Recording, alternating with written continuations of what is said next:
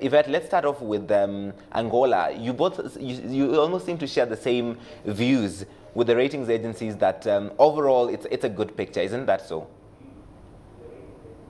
That is correct. Indeed, S&P did revise their outlook, Moody's did revise their outlook for Angola to a positive view, and that's maintaining their Ba3 rating on Angola, basically affirming the view that there is a positive outlook and positive momentum in terms of economic policy in Angola. They reiterated that the continued growth in the oil sector will allow them to invest in the diversification of their economy. This is broadly in line with our view. We actually yesterday released a note on Angola suggesting a $1 billion note that was listed on international international capital markets, and we recommended our clients to take this exposure in Angola in a unique opportunity of Angolan debt featuring on international markets. So our view is that indeed there have been strides in ensuring that Angola is better positioned to deal with external shocks to their economy. And we've seen that they've established an oil differential account whereby they're accumulating government revenues in excess of their budget assumptions for oil and saving that money to the benefit of their external reserves. And they are also allocating revenue from $100,000 of oil, 100,000 barrels of oil per day for infrastructure development in their own economy. So we're seeing that they're slowly moving to institutionalize fiscal savings, and we believe that they will continue this progress and ultimately institute a form of a savings fund or a sovereign wealth fund, which will further enable them to manage and smoothen their fiscal expenditure in line with the volatile moves in oil prices.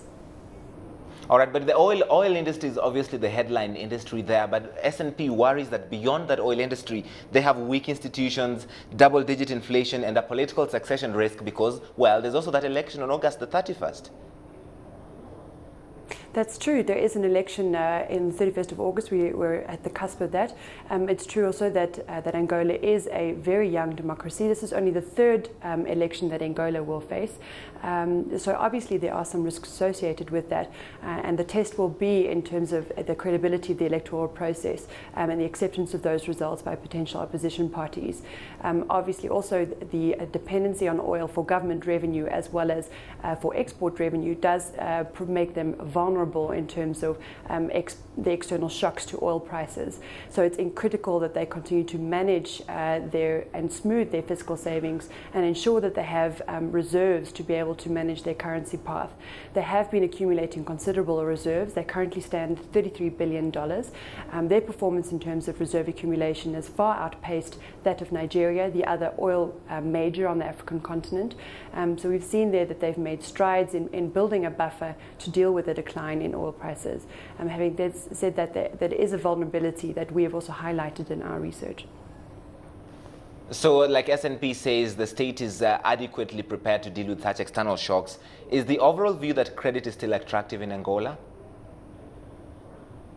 There is actually a lack of assets that are available to international investors. Right. So the fixed income market, obviously rates are not very attractive in the local asset market at this point in time, and it's also quite difficult to get access to the local rates as an international investor. It does require some BNA or central bank approval to get access to those instruments. In terms of international credits, there are some supranationals that offer international investors exposure to Angola, but as of early August, there is now also sovereign debt available on international credit markets. So $1 billion in international debt has been listed on the international capital markets, and we feel that bond offers international investors a unique way of getting access to Angolan credit. Angola's GDP per capita, around about $5,800, compares quite well with its peers, but there's still that concern about huge income disparities. What does this tell you about the economic picture, Yvette? There's obviously a need to diversify that economy to ensure employment creation and ensure that the wealth that is generated from the resource sector is distributed more equitably over their economy. And you can see that this is a focus in the campaign and moving into the elections on the 31st of August. There obviously have been very small-scale protests in the Angolan economy basically as an outcry to the social injustice that they feel is being imposed by this inequality and growing inequality. But I feel that there is a recognition of this to some extent within government, and moving forward through the diversification of their economy away from oil and investment, for example, in agriculture as well as other manufacturing industries, will hopefully allow for further employment creation. That will be the challenge for the Angolan authorities moving forward. Let's talk about Mozambique. It just issued this $110 million bond, 5 times oversubscribed. So that is obviously a good thing, but there were no foreigners. How come?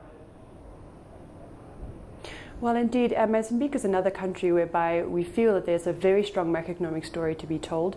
They have great growth potential on the back of the developments in their resource sector. In their case, that pertains to coal and not least their gas industry, which has seen quite sizable discoveries over the recent past.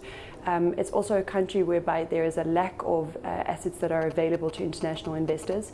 International investors are only able to access listed securities, and there are very few of those. The last local currency bond that is accessible to international investors was issued in November 2011. And contrary to this bond, that bond did actually see quite sizable foreign interest. And that's because at that time, interest rates were considerably higher than where they are at this point in time. In line with the disinflationary process that we've seen over the last 18 months, we've seen that interest rates have come off quite considerably. And the effective or implied effective yield on this bond at 6% was far less attractive than that of 17.5% at the one that we saw in November 2011.